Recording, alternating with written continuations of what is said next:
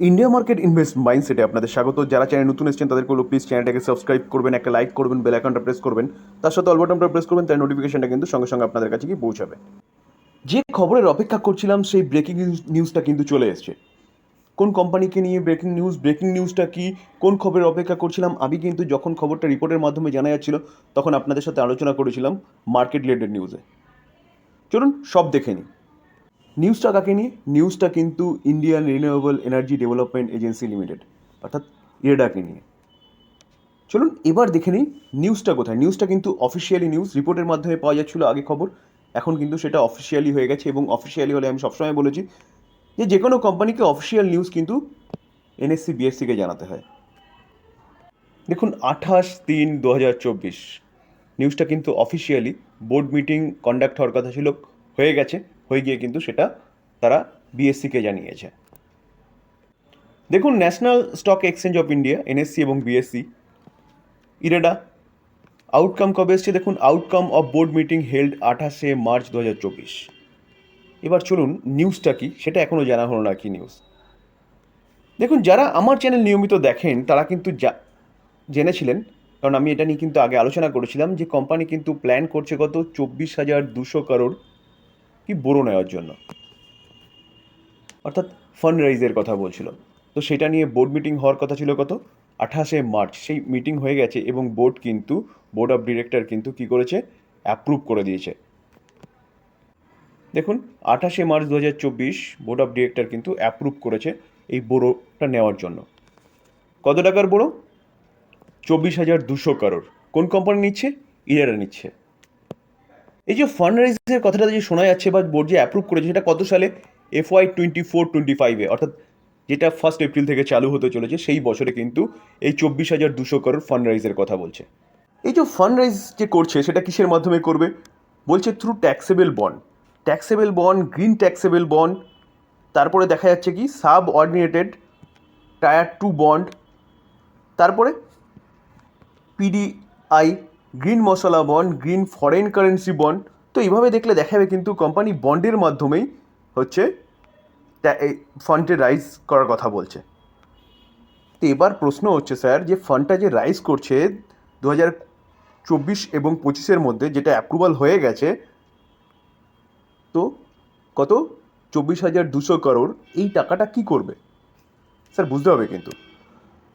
সেই আলোচনায় যাওয়ার আগে কিন্তু স্যার আগে জানতে হবে যে কোম্পানিটা কাজ কি করে। স্যার কোম্পানিটা কিন্তু আমি আগেও প্রচুরবার আলোচনা করেছি আপনাদের সাথে যে কোম্পানিটা কী কাজ করে। কোম্পানিটা হচ্ছে একটা NBFC company, non banking finance company, যেটা সেন্ট্রাল গভর্নমেন্ট কোম্পানি বা পিএসইউ কোম্পানি। এই কোম্পানিটা কিন্তু ফান্ড প্রোভাইড করে কাদের? রিনিউয়াল সেক্টরে যেসব কোম্পানিগুলো কাজ করে সেই সব কোম্পানিগুলোকে কিন্তু ফান্ড প্রোভাইড করে কিসের জন্য? রিনিউয়াল সেক্টরে ডেভেলপমেন্টের জন্য। তো রিসেন্টলি কিন্তু আরও অনেকগুলো প্রকল্প গভর্নমেন্ট লঞ্চ করেছে, সেখানে কিন্তু কোম্পানিটা ফান্ড প্রোভাইড করছে। তো এই কোম্পানিটার কাজই হচ্ছে কিন্তু রিনিউয়াল সেক্টরকে আরও দ্রুত হচ্ছে ডেভেলপমেন্ট করার জন্য ফান্ড প্রোভাইড করা। তো যার জন্যে কিন্তু কোম্পানিটা এই ফান্ডটাকে হচ্ছে তৈরি করছে বিভিন্ন বন্ডের মাধ্যমে বা ফান্ড রাইজ করছে।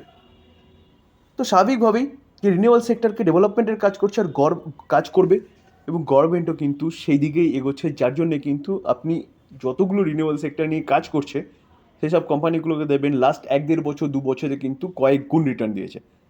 এই কোম্পানিটাও কিন্তু চিন্তাভাবনা করতে পারেন, কারণ কোম্পানিটা দেখুন, আমি আবারও বলবো যে কোনো কোম্পানি ভালো একটা পারফরমেন্স দেখানোর পরে কিন্তু একটা কারেকশন হয়, কারণ কোম্পানির ভ্যালুয়েশন বলে একটা জিনিস আছে, সেই জিনিসটা কিন্তু অ্যাডজাস্ট হয়। দেখুন আমরা যদি কোম্পানিটা 1 বছর রিটার্ন দেখি, 1 বছরও নয় ঠিক, কোম্পানিটা হচ্ছে 29 নভেম্বর হচ্ছে লিস্টেড হয়েছিল। তো সেখান থেকে দেখলে দেখা যাবে দেখুন যে কোম্পানিটা 126% রিটার্ন দিয়েছে। কোম্পানিটার ফ্লোর প্রাইস ছিল কত জানেন? 32। কোম্পানিটার আইপিও আমিও বিড করেছিলাম কিন্তু আমি আইপিও পাইনি। তো সেখান থেকে কোম্পানিটা কত জার্নি কমপ্লিট করেছে? 214 পর্যন্ত জার্নি কমপ্লিট করেছে। তো এতটা জার্নি কমপ্লিট করার পরে কিছুটা তো প্রফিট বুকিং হবেই। তো সেটাই কিন্তু বলতে পারেন এই কোম্পানির মধ্যে। এবার প্রবলেমটা হচ্ছে যখন কোম্পানিগুলো রকেটের মতন ওপরে ছোটে না, তখন আমরা সবাই সেই কোম্পানির পিছনে ছুটি। কী জন্যে ছুটছে, কাজ কী, কোম্পানি কাজ কী করে একদম দেখি না।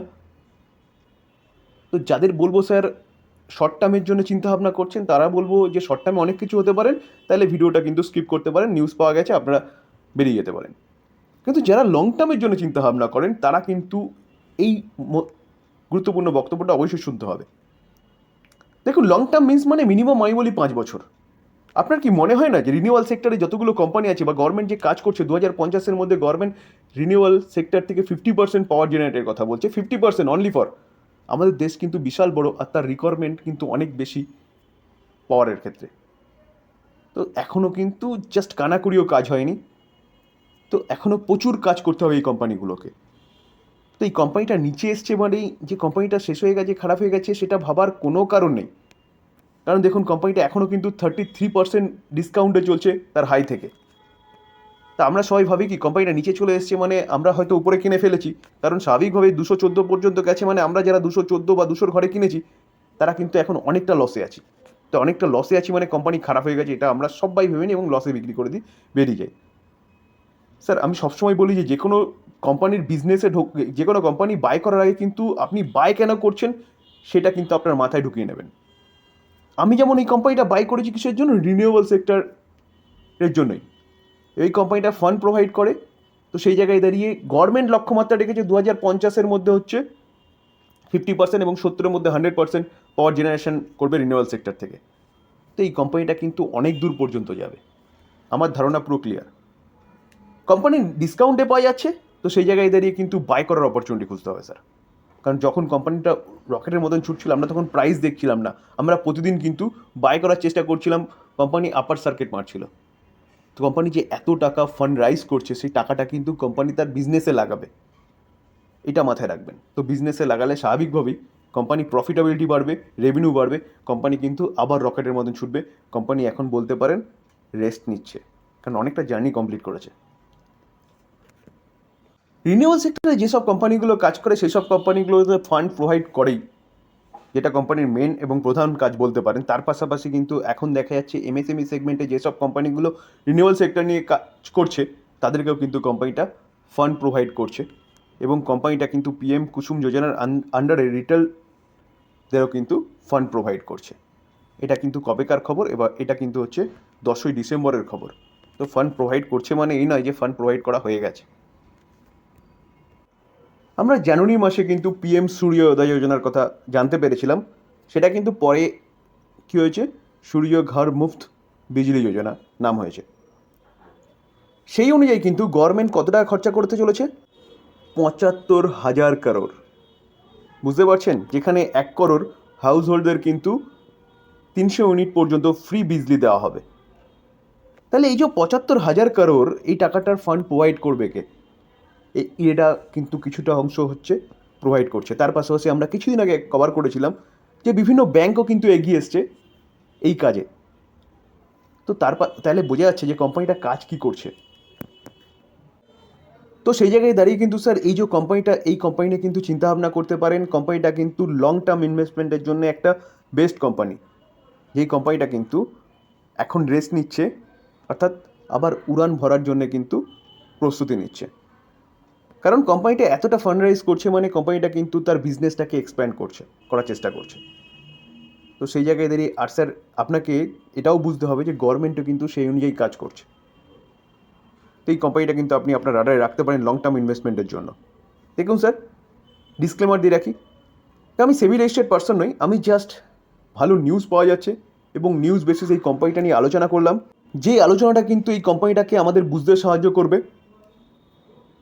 আলোচনা এই পর্যন্তই। যদি আলোচনাটা ভালো লাগে তা বলবো যারা চ্যানেল নতুন এসেছেন তাদেরকে চ্যানেলটা সাবস্ক্রাইব করবেন, লাইক করবেন, বেল আইকনটা প্রেস করবেন, তার সাথে অল বাটনটা প্রেস করবেন, তাই নোটিফিকেশনটা কিন্তু সঙ্গে সঙ্গে আপনাদের কাছে গিয়ে পৌঁছাবে। তার পাশাপাশি এটাও বলবো যে এটা স্টাডি পারপাস হিসেবেই নেবেন, এটাকে বাই সেল রেকমেন্ডেশন একদম নেবেন না। আপনি ফার্দার স্টাডি করবেন বা এই আলোচনাটা আপনাকে কিন্তু হেল্প করবে। থ্যাংক ইউ, ভালো থাকবেন।